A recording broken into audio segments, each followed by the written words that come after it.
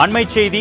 மத்திய நிதிநிலை அறிக்கையில் தமிழ்நாட்டிற்கு போதுமான நிதியை ஒதுக்காத மத்திய அரசுக்கு அதிமுக செயற்குழு கூட்டத்தில் தற்பொழுது கண்டன தீர்மானம் நிறைவேற்றப்பட்டிருக்கிறது.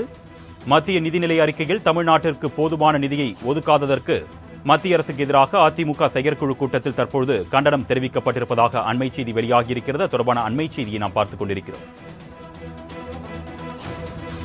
அதிமுக பொதுச் செயலாளர் எடப்பாடி பழனிசாமி தலைமையில் தற்பொழுது அதிமுக செயற்குழு கூட்டம் தொடங்கி நடைபெற்று வருகிறது. சென்னை ராயப்பேட்டை தலைமை அலுவலகத்தில் நடைபெற்று வரக்கூடிய இந்த செயற்குழு கூட்டத்தில் பல்வேறு தீர்மானங்கள் நிறைவேற்றப்படும் என்று எதிர்பார்க்கப்பட்ட நிலையில் தற்பொழுது மத்திய நிதிநிலை அறிக்கையில் தமிழ்நாட்டிற்கு போதுமான நிதியை ஒதுக்காததற்கு மத்திய அரசுக்கு எதிராக தற்பொழுது கண்டன தீர்மானம் நிறைவேற்றப்பட்டிருப்பதாக தகவல் வெளியாகியிருக்கிறது. அண்மை செய்தியாக பார்த்துக் கொண்டிருக்கிறோம்.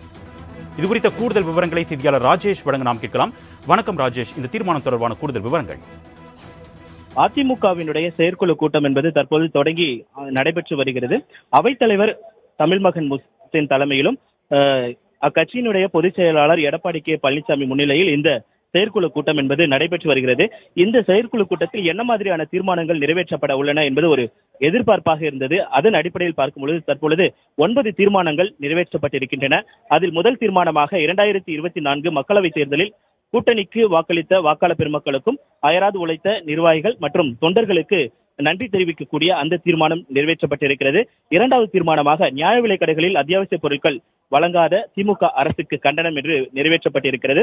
மூன்றாவது தீர்மானமாக மக்கள் நலன் கருதி மின்கட்டண உயர்வை ரத்து செய்திடவும் மாதாந்திர மின்கணக்கீட்டை முறையை அமல்படுத்திட வேண்டும் என்று திமுக அரசை வலியுறுத்துவதாக தீர்மானம் நிறைவேற்றப்பட்டிருக்கிறது. அதே போல தமிழ்நாட்டின் ஜீவாதார உரிமைகள், அதாவது மேகதாது மற்றும் முல்லை பெரியாறு ஆகியவற்றை உரிமைகளை காப்பாற்ற தவறிய திமுக அரசின் மெத்தன போக்கிற்கு கடும் கண்டனம் என்று நான்காவது தீர்மானம் நிறைவேற்றப்பட்டிருக்கிறது. ஐந்தாவது தீர்மானமாக மக்கள் நலன் கருதி ஆட்சியில் செயல்படுத்த, அதாவது அதிமுக ஆட்சியில் செயல்படுத்தப்பட்ட வந்த திட்டங்கள் முடக்கி இருப்பதாக அதுக்கு ஒரு கண்டனம் தெரிவிக்கப்பட்டிருக்கிறது. அதே போல தேர்தல் வாக்குறுதிகளை திமுக அரசு நிறைவேற்றவில்லை, மீனவர்கள் நலனில் அக்கறை செலுத்தவில்லை என்று மீனவர் நலனில் அக்கறை செலுத்தாத திமுக அரசுக்கும் மத்திய அரசுக்கும் கடும் கண்டனம் என்றும் அவர்கள் தெரிவித்திருக்கிறார். இந்த தீர்மானம் நிறைவேற்றப்பட்டிருக்கிறது. அதே போல மத்திய நிதிநிலை அறிக்கையில் தமிழ்நாட்டிற்கு தேவையான திட்டங்களை அறிவிக்காததற்கும் போதுமான நிதியை ஒதுக்காததற்கும் மத்திய அரசுக்கு கண்டனம் என்று தெரிவித்திருக்கிறார்கள். அதே போல வயநாடு நிலச்சரிவை தேசிய பேரிடராக அறிவிக்க மத்திய அரசை அதிமுகவினுடைய செயற்குழு கூட்ட தீர்மானிக்கப்பட்டிருக்கிறது. அதே போல வலியுறுத்தி இருக்கிறார்கள். தமிழ்நாட்டில் சட்ட ஒழுங்கை சீர்குலைக்கும் காரணமான திமுக அரசுக்கு கடும் கண்டனம் என்று தெரிவித்திருக்கிறார்கள். மேலும் நிர்வாக திறமையின்மை காரணமாக கடன் மேல் கடன் வாங்கி வரி மேல் வரி விதித்தும் மக்களை கடனாளக்கூடிய திமுக அரசின் சாதனை என்று குறிப்பிட்டிருக்கிறார்கள். அதே போல திமுக அரசின் 3 ஆண்டு கால ஆட்சி என்பது சாதனை அல்ல, வேதனை என தீர்மானம் நிறைவேற்றிருக்கிறார்கள்.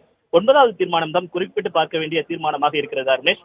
ஏனென்றால் அந்த தீர்மானத்தில் வருகின்ற 2026 சட்டமன்ற பொதுத் தேர்தலில் அதிமுக மகத்தான வெற்றி பெறும் வகையில் கழக நிர்வாகிகள் அனைவரும் தேர்தல் பணியாற்றி வெற்றி கனியை, அதாவது முன்னாள் முதலமைச்சர்கள் எம்ஜிஆர் மற்றும் ஜெயலலிதா ஆகிய இருபெரும் தெய்வங்களுக்கு சமர்ப்பிக்க வேண்டும் என்று அதில் தீர்மானம் நிறைவேற்றப்பட்டிருக்கிறது.